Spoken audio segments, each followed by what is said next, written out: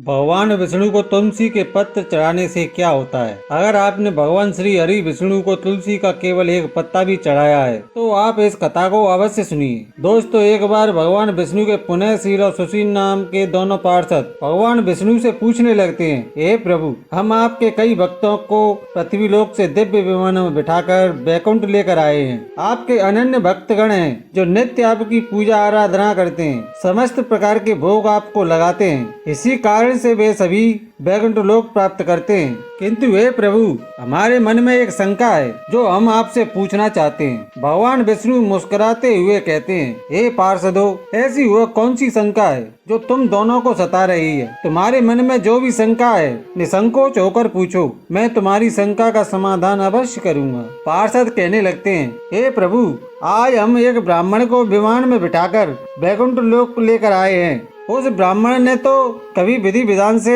आपकी पूजा भी नहीं की और ना ही कभी एकादशी का व्रत किया है। फिर आपने उस ब्राह्मण को बैकुंठ लोक लाने को क्यों कहा? ऐसा कौन सा कार्य उस ब्राह्मण ने किया है? कृपया आप हमें बताने की कृपा करें। हम उस ब्राह्मण के उस महान पुण्य के बारे में जानने के इच्छुक हैं। भगवान विष्णु कहते हैं, हे पार्षदों, तुमने उचित ही प्रश्न किया है। वह ब्राह्मण निश्चित ही विष्णु लोक जाने का अधिकारी था। इसी कारण से ही हमने तुम दोनों को उसे बैकुंठ लोक लाने की आज्ञा दी थी। तुम्हारी इस शंका को दूर करने के लिए मैं तुम दोनों को उस ब्राह्मण की कथा सुनाता हूँ। इस कथा के माध्यम से तुम्हें तुम्हारी सभी प्रश्नों के उत्तर मिल जाएंगे। इसीलिए तुम दोनों ही इस कथा को ध्यान से पूरा जरूर सुनना। जो भी इस कथा का श्रवण करता है उसके समस्त पापों का नाश होकर उसे भी बैकुंठ लोक में स्थान मिलता है। पार्षद कहने लगते हैं, हे प्रभु, हम बहुत भाग्यशाली हैं कि आपके मुख से हमें ये कथा सुनने को मिल रही है। कृपया आप हमसे उस कथा को कहिए। हम एकाग्रचित्त होकर इस कथा का श्रवण करेंगे। फिर भगवान विष्णु उस कथा को सुनाने लगते हैं। प्राचीन काल में काशीपुरी में राजा चोर नाम के एक चक्रवर्ती सम्राट राज्य करते थे। उनके अधीन जितने भी देश थे वे सभी चोल नाम से ही विख्यात हुए थे। महाराज चोल इस भूमंडल पर शासन करते थे। उनके राज्य में कोई भी मनुष्य दरिद्री, दुखी तथा रोगी नहीं रहता था। उनकी समस्त प्रजा अत्यंत संतुष्ट और सौभाग्यशाली थी। महाराज चोल ने कितने ही यज्ञ किए जिनकी कोई गणना नहीं हो सकती। उन्होंने ताम्रपणी नदी के किनारे अनेक आश्रम बनवाए, ऋषि मुनियों के लिए यज्ञ आदि धार्मिक कार्य करने के लिए स्थान उपलब्ध करवाए, अनेक पोखरें खुदवाई। फिर महाराज चोल एक अनंत शहर नाम के तीर्थ में गए। वहाँ पर भगवान विष्णु का अत्यंत सुंदर मंदिर था। उस मंदिर में भगवान विष्णु की एक अत्यंत सुंदर मूर्ति थी। महाराज ने भगवान विष्णु की विधि विधान से पूजा की। उन्होंने माणिक, मोती, स्वर्ण आदि से बने हुए सुंदर सुंदर रत्न चढ़ाए तथा अनेक प्रकार के फूलों से भगवान विष्णु का पूजन किया और उन्हें साक्षात प्रणाम किया। प्रणाम करके वे उसी मंदिर में बैठ गए। फिर कुछ देर बाद उस मंदिर में एक गरीब ब्राह्मण आया जो उन्हीं के काशी नगर का निवासी था। उनके हाथ में पूजन की सामग्री और तुलसी जल था। उस ब्राह्मण का नाम विष्णुदास था। महाराज की नजर उस ब्राह्मण पर पड़ी। वह ब्राह्मण मंदिर में प्रवेश करके भगवान विष्णु की मूर्ति के पास गया और भगवान विष्णु का नाम स्मरण करते हुए उसने भगवान विष्णु की मूर्ति पर तुलसी जल और मंजरी रख दी और प्रणाम करने लगा। महाराज चोर ने पहले जो रत्न, माणिक तथा स्वर्ण से भगवान की पूजा की थी वह उस ब्राह्मण के तुलसी पत्र के नीचे दब गई, जिसे देखकर महाराज को बड़ा क्रोध आया। महाराज कहने लगे, अरे ब्राह्मण, तुम्हें दिखाई नहीं दे रहा है क्या? हमने भगवान की विधि विधान से पूजा की है, उन पर स्वर्ण माणिक से बने हुए आभूषण चढ़ाए हैं और तुम मूर्ति पर ये पेड़ के पत्ते डालकर शोभा क्यों बिगाड़ रहे हो? बताओ, तुमने ऐसा क्यों किया? मुझे तो ऐसा लगता है कि तुम बड़े ही मूर्ख हो। स्वर्ण के आभूषणों से भगवान की मूर्ति कितनी शोभा पा रही थी, किंतु तुमने तो पूजा स्थल को गंदा ही कर दिया। क्या तुम्हें इतनी भी समझ नहीं है भगवान की पूजा कैसे की जाती है? लगता है तुम्हें पता नहीं है भगवान विष्णु की पूजा कैसे की जाती है। तभी तुमने अत्यंत सुंदर आभूषणों से सजाई हुई भगवान की मूर्ति को पत्तों से ढक दिया है। तुम्हारे इस विचित्र कार्य पर मुझे बड़ा आश्चर्य हो रहा है। फिर वह विष्णुदास ब्राह्मण बोला, हे राजन, आपको ही भक्ति का कुछ पता ज्ञान नहीं है। आपको अपने धन पर बड़ा घमंड हो रहा है, इसीलिए आपको तुलसी के पत्र मामूली पेड़ के पत्ते लग रहे हैं। फिर महाराज चोल कहने लगे, हे ब्राह्मण, तुम किस प्रकार का गर्व कर रहे हो? लगता है तुम्हें तुम्हारी भक्ति और ज्ञान पर बड़ा घमंड हो गया है। बताओ तुम्हें कितनी भक्ति है? अगर तुम भगवान को प्रिय होते, अगर तुम्हारी भक्ति से भगवान प्रसन्न होते तो तुम दरिद्र ही न रहते। लगता है तुमने भगवान विष्णु के प्रसन्न करने के लिए कभी यज्ञ दान आदि कार्य भी नहीं किए हैं, इसीलिए तुम निर्धन ही हो। भगवान विष्णु की कृपा के कारण ही मैं कांचीपुरम का सम्राट बना हूँ और मेरे पास सब प्रकार के ऐश्वर्य हैं। अगर तुम्हें तुम्हारी भक्ति पर इतना विश्वास है तो आज ही इसका फैसला हो जाए। महाराज कहने लगे, यहाँ पर उपस्थित सभी ब्राह्मण कान खोल कर सुन ले।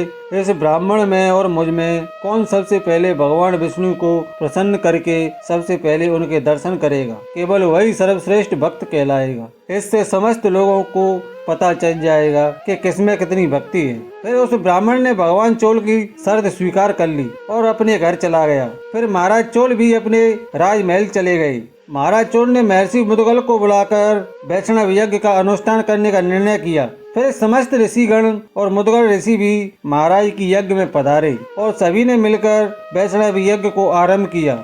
उन्होंने बहुत सारा धन और अन्य खर्च किया, अनेक ब्राह्मणों को बुलाकर भोजन कराया और दान धर्म किया। उधर विष्णुदास भी अपने घर चला जाता है और घर पर ही भगवान विष्णु का पूजन करने लगता है। उसके घर के सामने अनेक तुलसी के पौधे लगे हुए होते हैं। वह नित्य उनकी देखभाल करता है। रोज सुबह उठकर तुलसी के पौधों को जल देता है और भांति भांति प्रकार से उन पौधों का पालन पोषण करता है। गुरुवार को बिना चुके तुलसी के पौधों में गाय का कच्चा दूध डालने लगता है। उठते बैठते चलते भोजन करते समय वह भगवान विष्णु का नाम स्मरण करने लगता है। वह द्वार पर आए हुए समस्त प्राणियों में भगवान विष्णु को देखकर उनकी सेवा करने लगा। इस प्रकार महाराज चोल भी वैष्णव यज्ञ दान धर्म आदि से भगवान विष्णु का पूजन करने लगे और विष्णुदास अपने घर पर ही तुलसी के पौधों को जल चढ़ाकर भगवान विष्णु का नाम स्मरण करते हुए उनकी भक्ति करने लगे। कुछ समय बीत जाने के बाद एक दिन विष्णुदास ने नित्य कर्म से निवृत्त हो जाने के बाद भोजन तैयार किया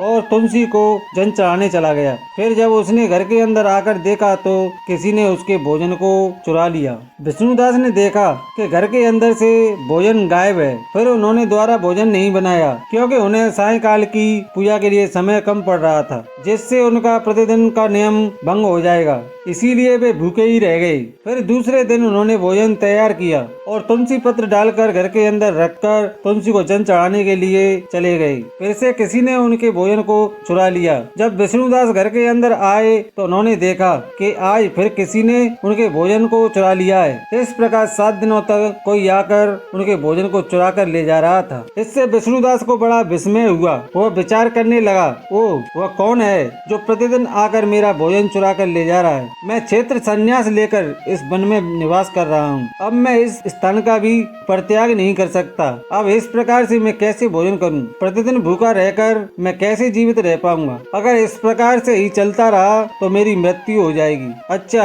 आज मैं खुद अपने द्वारा बनाए गए भोजन की रक्षा करूंगा। देखता हूँ कौन मेरा भोजन चुरा कर ले जा रहा है। इतना सोचकर वह ब्राह्मण भोजन बनाकर घर में रख देता है और पास ही एक जगह पर छिपकर खड़ा हो जाता है। इतने में ही एक दुबला पतला चांडाल उस स्थान पर आता है और ब्राह्मण के द्वारा बनाया गया भोजन चुराने लगता है। उसे देखकर ब्राह्मण विष्णुदास को उस पर बड़ी दया आ गई। उस चांडाल का शरीर अत्यंत दुर्लभ था। उसके मुख पर दीनता छा रही थी। शरीर में हड्डी और चमड़ी के अलावा कुछ नहीं बचा था। जैसे ही वह चांडाल भोजन चुरा कर जाने लगा, विष्णुदास ने उस चांडाल से कहा, हे भाई, जरा ठहरो, क्यों रूखा सूखा खाते हो? साथ में यह खीर भी ले जाओ। ब्राह्मण की आवाज सुनते ही वह चांडाल बहुत तेज भागने लगा और वह मूर्छित होकर नीचे जमीन पर गिर पड़ा। उस चांडाल को मूर्छित हुआ देखकर विष्णुदास शीघ्र ही उस चांडाल के पास आए और उसके मुख में पानी डालने लगे। तब वह चांडाल खड़ा हुआ तो ब्राह्मण ने उससे पूछा, हे भाई, तुम कौन हो? तुम बहुत भूखे दिखाई दे रहे हो। यदि तुम्हें भोजन चाहिए था तो मुझसे कह देते,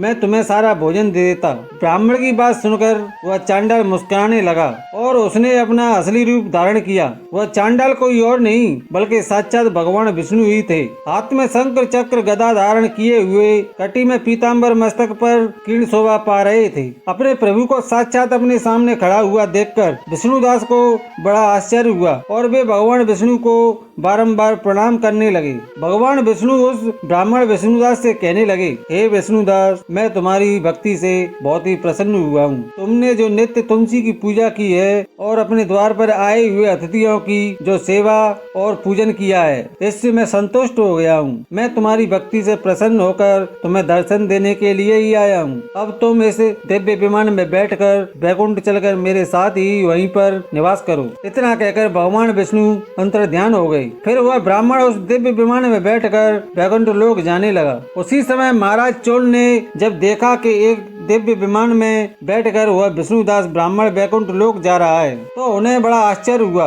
उन्होंने तुरंत उस महर्षि ऋषि को बुलाया और उनसे कहने लगे, हे महर्षि, मैंने उस ब्राह्मण के साथ शर्त लगाई थी कि किसे पहले भगवान विष्णु दर्शन देंगे। मैंने यहाँ महा विशाल वैष्णव यज्ञ किया तथा दान धर्म आदि का अनुष्ठान किया है, किंतु वह ब्राह्मण मुझसे पहले ही दिव्य विमान में बैठकर वैकुंठ लोक जा रहा है। मैंने ऐसा कौन सा कार्य नहीं किया है जिससे भगवान विष्णु मुझ पर प्रसन्न ही नहीं हुए हैं। मैंने विधि विधान से भगवान विष्णु का पूजन किया है तथा समस्त ब्राह्मणों को दान दक्षिणा दी है, किंतु अभी तक भगवान विष्णु मुझ पर प्रसन्न नहीं हुए हैं। इसीलिए मुझे लगता है कि भगवान विष्णु रत्न दान और यज्ञ से प्रसन्न नहीं होते हैं। उस ब्राह्मण ने अवश्य ही मुझसे बढ़कर कोई विशेष ही कार्य किया है जिससे वह प्रभु के दर्शन का अधिकारी बन गया है। इतना कहकर महाराज अत्यंत दुखी हो गए और उन्हें प्राण त्यागने का निर्णय किया। उन्होंने अपने सिंहासन का त्याग किया। उनकी कोई संतान नहीं थी। उन्होंने आजीवन ब्रह्मचर्य व्रत का पालन किया था, इसीलिए उन्होंने अपने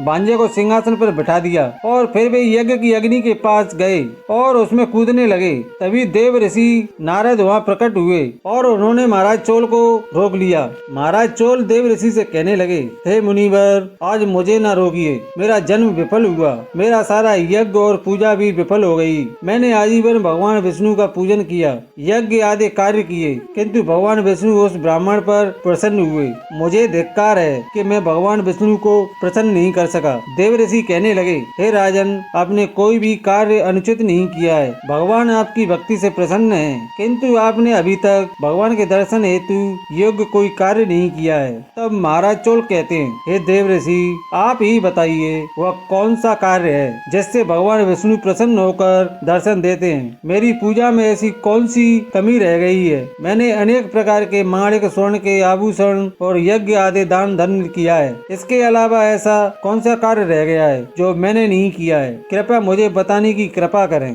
तब देव ऋषि कहते हैं, हे राजन, आपने भगवान विष्णु की भक्ति में केवल एक वस्तु का प्रयोग नहीं किया है, उसी कारण से भगवान विष्णु ने दर्शन नहीं दिए। आपने तुलसी दल के पत्र का प्रयोग नहीं किया है। जब उस ब्राह्मण ने भगवान विष्णु को तुलसी पत्र चढ़ाए तो आपने तुलसी पत्र को मामूली पत्र कहकर उसका अपमान किया है। आपने स्वर्ण के गहने आदि का दान, सब कुछ तुलसी के पत्र के आगे सब कुछ बेकार है। यदि आप भगवान विष्णु के दर्शन करना चाहते हैं तो तुलसी पत्र भगवान के ऊपर चढ़ाएं और उन्हें तुलसी के पत्र का ही भोग चढ़ाएं। और राजा चोल ने ऐसा ही किया और भगवान विष्णु प्रसन्न हुए और भगवान विष्णु ने महाराज चोल को दर्शन दिए और कहने लगे, हे भक्त, मैं तुम्हारी भक्ति से अत्यंत प्रसन्न हूँ। तुम्हारे द्वारा चढ़ाए गए भोग से भी मैं प्रसन्न हूँ। इसीलिए अब तुम इस दिव्य विमान में बैठकर वैकुंठ लोक चलो और मेरे साथ निवास करो। फिर महाराज चोल भी दिव्य विमान में बैठकर वैकुंठ लोक चले गए। भगवान विष्णु कहते हैं कि हे पार्षदों, इस प्रकार से मुझे तुलसी के पत्र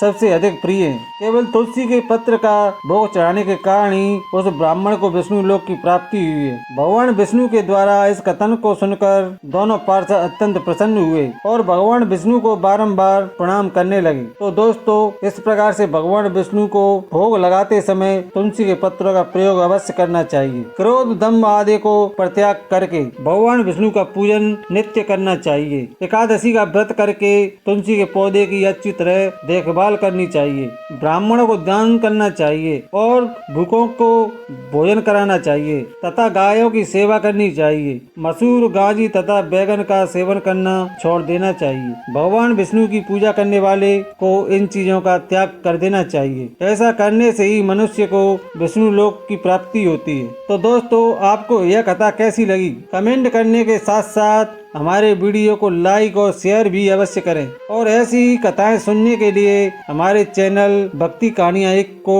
सब्सक्राइब जरूर कर लें, ताकि आप सभी को ऐसी ही कथाएं आगे भी मिलती रहें। मित्रों, जय श्री हरि विष्णु जरूर बोलें। धन्यवाद।